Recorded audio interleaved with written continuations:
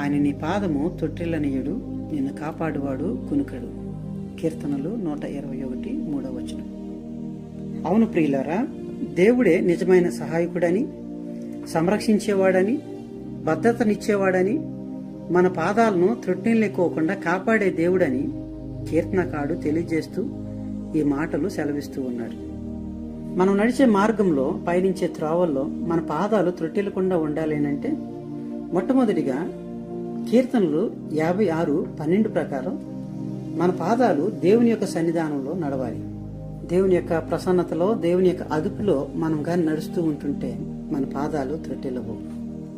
రెండవదిగా కీర్తనలు 119:105 ప్రకారం మన పాదములు వాక్యపు వెలుగులో గాని నడిస్తే మన పాదములు త్రొట్టిల్లకుండా జాగ్రత్తగా నడుచుకుంటూ వెళ్ళొచ్చు. అందుకే అంటున్నాడు కదా, నీ వాక్యము నా పాదములకు దీపమును, నా త్రోవకు వెలుగై ఉన్నది.